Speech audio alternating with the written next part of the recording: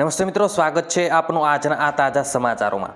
તો મિત્રો, આજના સમાચાર વિશે વાત કરવાની છે તે પહેલાં આપણે જણાવી દઈએ કે વિડીયોને અંત સુધી જોતા રહેજો, જેથી કરીને આજના દરેક કામના સમાચાર મળી જાય અને ગુજરાતના રોજના સમાચાર દરરોજ મેળવવા માંગતા હો તો મિત્રો આપણી આ ચેનલને સબસ્ક્રાઇબ કરી દેજો। તો મિત્રો, વાત કરીએ આજના પ્રથમ સમાચાર વિશે તો 5 લાખ રેશન કાર્ડ રદ। સરકાર દ્વારા સસ્તા અનાજની દુકાનો દ્વારા રાહત દરે જરૂરિયાતમંદ વર્ગને અનાજનું વિતરણ કરાતું હોય છે, ત્યારે તેને અનિયમિતતા થતી હોવાનું જણાતા છેલ્લા 5 વર્ષમાં ગુજરાતમાંથી કુલ 5.37 લાખ ડુપ્લિકેટ રેશન કાર્ડ રદ કરી દેવાયા છે। વિવિધ પ્રકારની ગેરરીતિ બદલ કુલ 50 જેટલા વ્યક્તિ સામે કેસ પણ કરાયા હતા। ત્યારબાદ મિત્રો, મહત્વના સમાચાર વિશે આગળ વાત કરીએ તો 2029 સુધી મફત મળશે અનાજ। કેન્દ્રીય ગૃહપ્રધાન અમિત શાહ અમદાવાદની મુલાકાતે છે, ત્યારે ગઈકાલે અમદાવાદના જીએમડીસી ગ્રાઉન્ડમાં પીએમ સ્વનિધિ સંમેલનમાં તેમને હાજરી આપી હતી અને તેમને સભાને સંબોધન કરતા જણાવ્યું હતું કે ગરીબોને 2029 સુધી અનાજ મફતમાં મળતું રહેશે તેવી વાત કહી છે। તો ગેરંટી સાથે એ પણ જણાવ્યું છે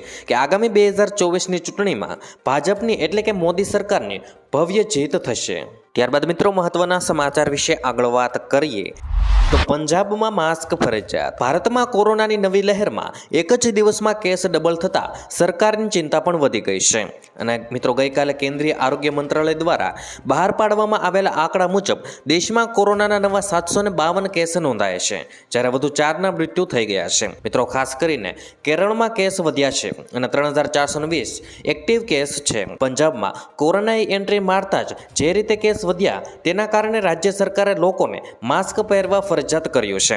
ખાસ કરીને ભીડવાળી જગ્યા તેમજ હોસ્પિટલો અને શાળા કોલેજોમાં માસ્ક પહેરવા માટે આદેશ આપવામાં આવ્યા છે। ત્યાર પછી મિત્રો, મહત્વના સમાચાર વિશે આગળ વાત કરીએ તો અંબાલાલ પટેલની મોટી આગાહી। મિત્રો, અંબાલાલ પટેલે કહ્યું છે કે રાજ્યમાં ફરી માવઠાની શક્યતા છે। હવામાન આગાહીકાર અંબાલાલ પટેલે આગાહી કરતા કહ્યું છે કે 1 થી લઈને 5 જાન્યુઆરી સુધીમાં વેસ્ટર્ન ડિસ્ટર્બન્સના કારણે ગુજરાતના હવામાનમાં પલટો આવશે। સાથોસાથ ગુજરાતના પૂર્વીય, દક્ષિણ અને સૌરાષ્ટ્રમાં કમોસમી વરસાદ પડી શકે છે। મિત્રો, છેલ્લે અમે વિડીયોની અંદર અંબાલાલ પટેલ દ્વારા કરવામાં આવેલી આગાહી વિસ્તૃતપૂર્વક જણાવી છે, જેથી વિડીયોને અંત સુધી જોતા રહેજો। ત્યારબાદ મિત્રો, મહત્વના સમાચાર વિશે આગળ વાત કરીએ તો ખાદ્ય તેલ અંગે સરકારનો મોટો નિર્ણય। કેન્દ્ર સરકારે ખાદ્ય તેલ ઉપરની કસ્ટમ ડ્યુટી મુક્તિની મુદત 1 વર્ષ માટે લંબાવી છે। આથી માર્ચ 2025 12.5% લેખે કસ્ટમ ડ્યુટી લાગશે। જોકે આ વર્ષે જૂનમાં સરકારે ફ્રૂડ પામ ઓઇલ, ફ્રૂડ સનફ્લાવર ઓઇલ અને ફ્રૂડ સોયાબીન ઓઇલ પરની કસ્ટમ ડ્યુટીમાં 5%નો ઘટાડો કર્યો હતો। તે સમયે આ ખાદ્ય તેલ પર 15.5% કસ્ટમ ડ્યુટી હતી, તે ઘટાડીને 12.5% કરવામાં આવી છે। ત્યારબાદ મિત્રો, મહત્વના સમાચાર વિશે આગળ વાત કરીએ તો કેન્દ્ર સરકાર અનુસાર દેશમાં 70 કરોડ પાન કાર્ડ ધારકો છે, જેમાંથી 10 કરોડ લોકોએ પાન સાથે આધારને લિંક કર્યું નથી। પણ જો આધાર અને પાન કાર્ડ લિંક નહીં હોય તો તમે મોટી રકમના વ્યવહારો બેંક દ્વારા કરી શકશો નહીં, સરકારી યોજનાઓનો લાભ પણ મેળવી શકશો નહીં, તેમજ ટેક્સ વિભાગ દ્વારા કોઈ રિફંડ આપવામાં આવશે નહીં। ને મિત્રો, જો કે લાંબા સમયથી પાન અને આધાર લિંક નથી તો ગભરાશો નહીં, કારણ કે મિત્રો, પાન કાર્ડ બંધ થતું નથી, ફક્ત ઇનઓપરેટિવ થાય છે। ત્યારબાદ મિત્રો, મહત્વના સમાચાર વિશે આગળ વાત કરીએ તો ગાડી જેટલી ચાલશે એટલો જ ટોલ ટેક્સ લાગશે। મિત્રો, વાહનોના ટોલ ટેક્સને લઈ મોટી જાહેરાત કરવામાં આવી છે। કેન્દ્ર સરકાર વર્ષ 2024થી સેટેલાઇટ આધારિત ટોલ ટેક્સ કનેક્શનની તૈયારી કરી રહી છે। કેન્દ્રીય મંત્રી નીતિન ગડકરીએ કહ્યું છે કે માર્ચ 2024 સુધીમાં જીપીએસ આધારિત ટોલ કનેક્શન કરવામાં આવશે, જેમાં મિત્રો ગાડી જેટલી ચાલશે એટલો જ ટોલ ટેક્સ ભરવો પડશે। ત્યારબાદ મિત્રો, મહત્વના સમાચાર વિશે આગળ વાત કરીએ તો ઇન્કમ ટેક્સ રિટર્ન ફાઇલ કરતા લોકો માટે સારા સમાચાર। સીબીડીટી એસેસમેન્ટ યર 2024 અને 25 એટલે કે ફાઇનાન્શિયલ યર 2023 અને 24 માટે ફોર્મ RTR1 અને RTR4 નોટિફાય કર્યા છે।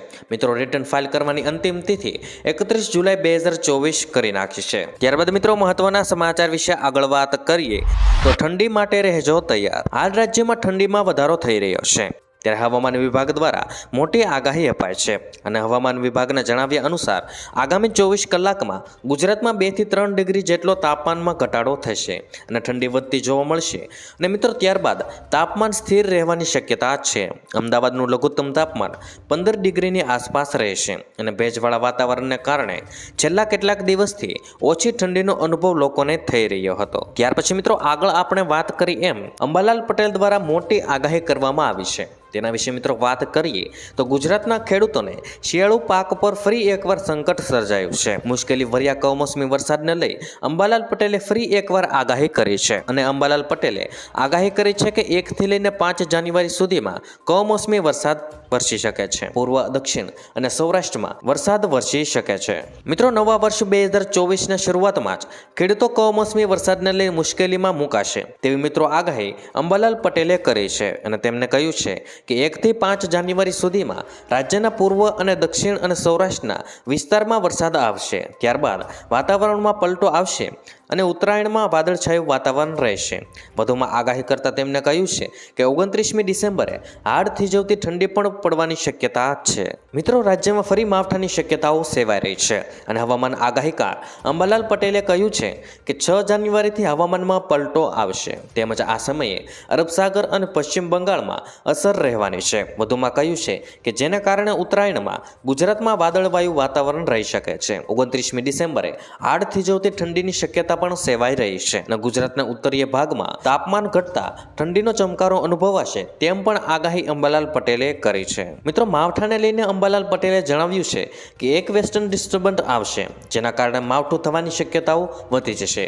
જોકે શિયાળુ પાકને ઠંડા વાતાવરણની જરૂર છે પરંતુ ભેજના કારણે કમોસમી વરસાદ થવાની શક્યતાઓ રહેશે. તો મિત્રો, આજના દરેક સમાચાર અહીં કામના પૂર્ણ થાય છે. આપને કહેવા લાગ્યા એ કોમેન્ટ બોક્સમાં જણાવી દેજો અને વિડીયો કામનો લાગ્યો હોય, સમાચાર ઉપયોગી લાગ્યા હોય તો મિત્રો આ વિડીયોને એક લાઇક કરી દેજો જેથી કરીને અમને પ્રોત્સાહન મળતું રહે અને દરરોજના ખેડૂતને લગતા, હવામાનને લગતા અને ગુજરાતમાં પળે પળના સમાચાર મેળવવા માટે ગુજરાતની આ ચેનલ તાતની વાતને સબસ્ક્રાઇબ કરી લેજો જેથી કરીને ગુજરાતની દરેક અપડેટ્સ તમને મળતી રહે. તો મિત્રો, હું મળીશ તમને આવતીકાલે નવા સમાચારો સાથે અને નવી માહિતી સાથે. ત્યાં સુધી મિત્રો મને રજા આપશો. ધન્યવાદ.